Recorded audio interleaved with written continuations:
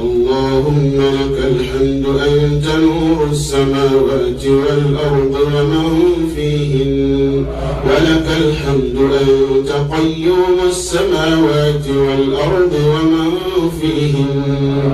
اللهم لك الحمد أنت الحق ووعدك الحق ولقاؤك حق، والجنة حق والنار حق والنبيون حق ومحمد صلى الله عليه وسلم حق. اللهم لك الحمد بما خلقتنا، لك الحمد بما رزقتنا، لك الحمد بما علمتنا، لك الحمد بما هديتنا، لك الحمد بما هديتنا.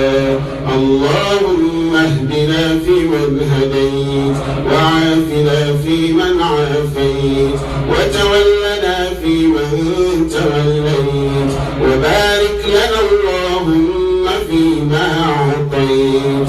اللهم بارك لنا فيما أعطيت، بارك لنا اللهم فيما أعطيت. اللهم اشف مرضانا، اللهم اشف مرضانا، اللهم اشف مرضانا. اللهم إنا نسألك دوام العافية، اللهم إنا نسألك دوام العافية، اللهم إنا نسألك دوام العافية. عافنا في ديننا ودنيانا، عافنا في ديننا ودنيانا، عافنا في ديننا ودنيانا.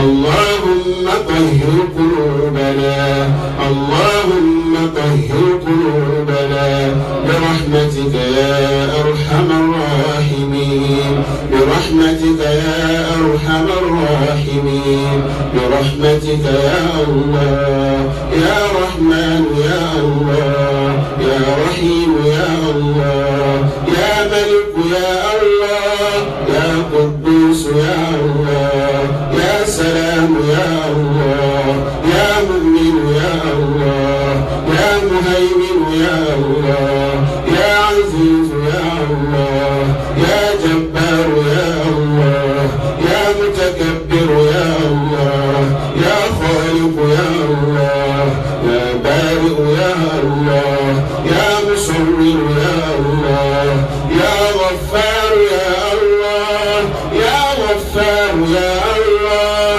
يا غفار يا الله، يا قهار يا الله، يا وهاب يا الله، يا رزاق يا الله، يا فتاح يا الله، يا عليم يا الله، يا قابض يا الله، يا باسط يا الله.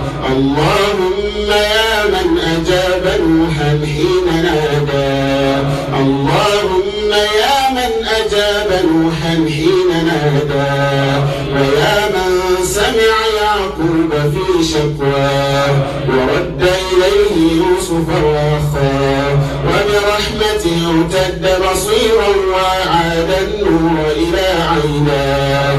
يا من أمنت يونس في بطن الحوت، يا من حفظت موسى في اليم والتابوت، تقبل منا صيامنا وصلاتنا، اللهم تقبل صلاتنا، اللهم أحسن ختامنا، اللهم أحسن ختامنا، اللهم أحسن ختامنا.